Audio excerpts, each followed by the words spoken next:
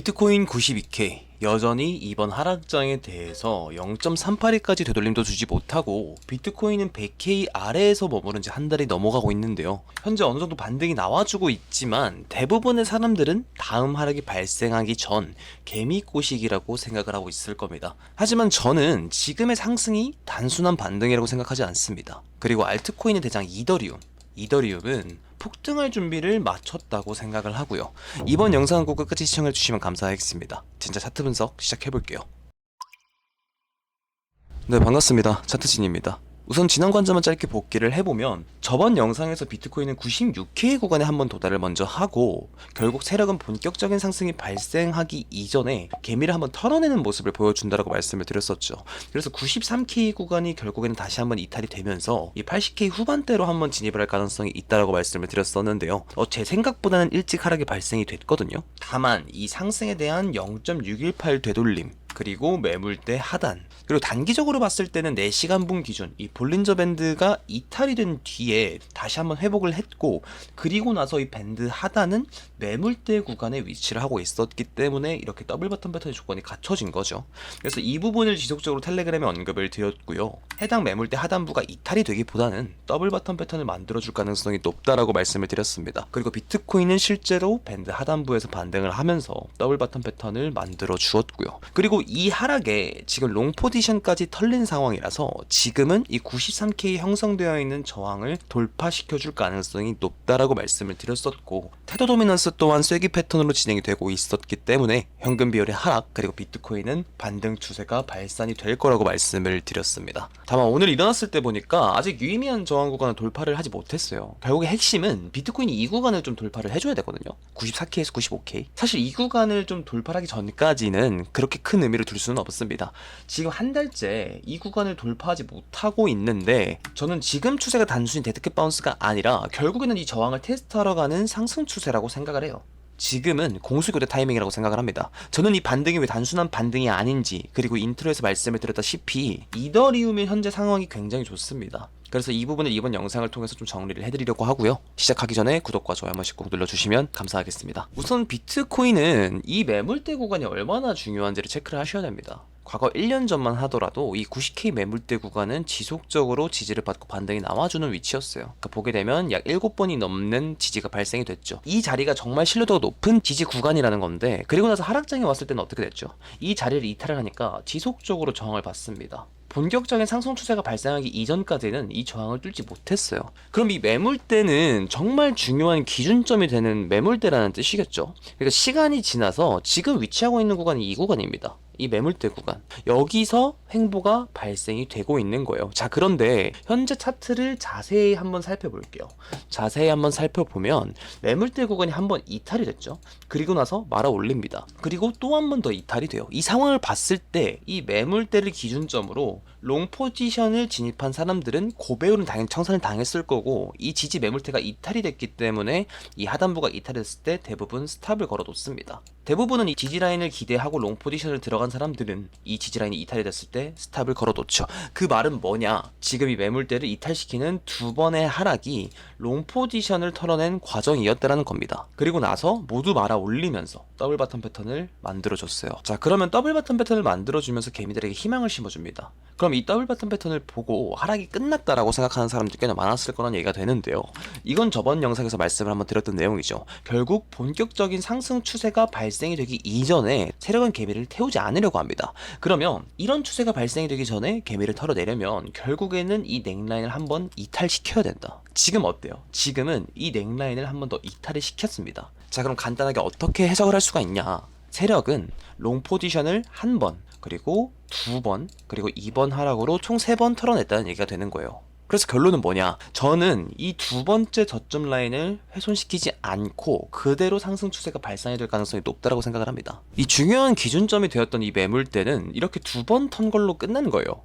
이 하락으로. 그리고 그 다음은 이렇게 상승 추세 발산을 기대했던 사람들을 털어내는 개미 털기가 바로 이 넥라인 부근에서 발생된 이 하락입니다. 이 하락에서 넥라인을 털어낸 거예요. 그래서 지금 상황에서 여길 돌파시키면서 상승하는 게 아니라 이 저점 구간에 다시 한번 온다는 것은 개인적으로는 자리를 주는 게 아니라 이 저점이 깨지면서 이 80K가 이탈이 되면서 이 70K 구간으로 진입할 가능성이 높아지는 거라고 생각을 해요. 하지만 저는 이 하락도 모두 말아 올린 채로 마감이 되었고 이번 하락도 대부분 말아 올리고 있는 상황이기 때문에 이 저점 라인 다시 한번 도달할 가능성보다는 이 구간에서 털어낸다라고 하더라도 이 저점 라인을 훼손시키지 않은 상황에서 상승 추세가 발산이 될 거라고 생각을 합니다. 자, 대신 중요한 건 여기를 돌파를 해야 돼요.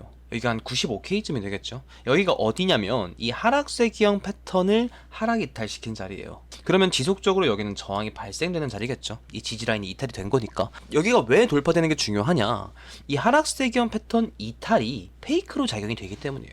그러니까 일반적으로 하락세 기형 패턴은 상승 암시형 패턴이죠. 그럼 이 98K 이 구간은 하락세 기형 패턴의 지지, 그리고 이 큰 상승세 기형 패턴의 두 번째 하단, 즉 정말 강한 지지가 작용이 되는 구간이란 뜻입니다. 그 말은 뭐예요? 그 말은 여기가 롱 포지션이 몰리는 구간이라는 거죠. 그리고 이탈시키면서 롱 포지션은 거의 대부분 죽고 이 구간에서 역대급 공포 지수를 기록을 합니다. 시즌 종료 얘기가 정말 많이 나왔어요. 하지만 지금 상황 보면 어떻죠? 지금 상황 보면 매물대 하단도 두 번 털고 넥라인도 한번 털었습니다. 이렇게 되면 다음 저항은 이 하락세기형 패턴의 하단이 되는데 여기는 돌파될 가능성이 높다라고 생각을 해요. 지금까지는 롱 포지션을 계속해서 털어낸 장이었다면 지금부터는 이런 유의미한 저항 구간에 몰리는 숏 포지션을 털어내는 장일 가능성이 높아지는 거죠.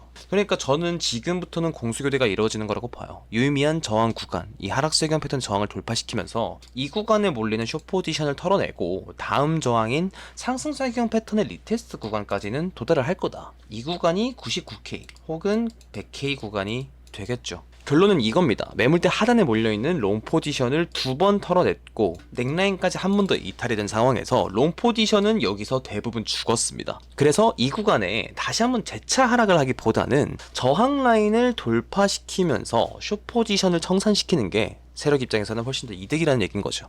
그래서 저는 이 하락세기형 패턴의 하단이 돌파가 되면서 지금부터는 저항을 테스트하러 가는 반등장이 나와 줄 거라고 생각을 합니다. 어디까지? 이 상승세기형 패턴의 하단인 99K에서 100K까지. 네, 이해가 되셨죠? 자, 그리고 이더리움 상황이 왜 좋냐면 이더리움은 10월 고점에서부터 시작된 이 플래그 패턴을 처음으로 돌파했습니다. 처음으로 돌파하고 마감을 했어요.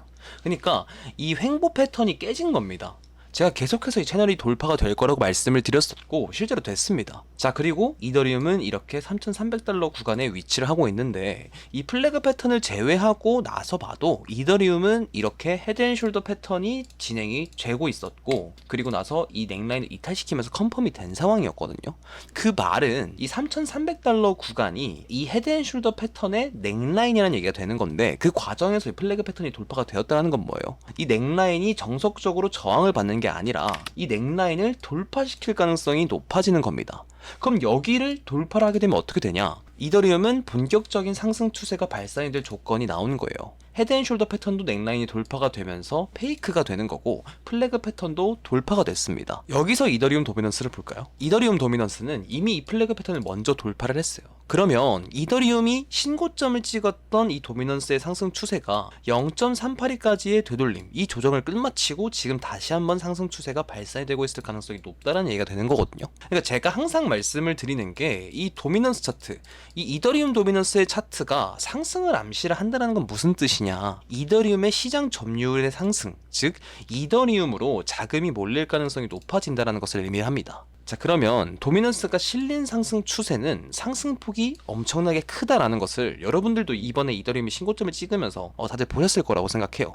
그 상승 추세가 지금 다시 한번 발산이 될 가능성이 저는 높다라고 생각을 하고 있는 겁니다. 그래서 이더리움 상황을 종합을 해보게 되면 헤드앤숄더 패턴의 넥라인에서 이 구간에서 저항을 맞고 떨어질 확률보다는 플래그 패턴의 돌파 그리고 도미넌스까지 실린 반등이기 때문에 저는 3,300달러 구간을 결국엔 돌파시켜줄 가능성이 훨씬 높다고 생각을 합니다.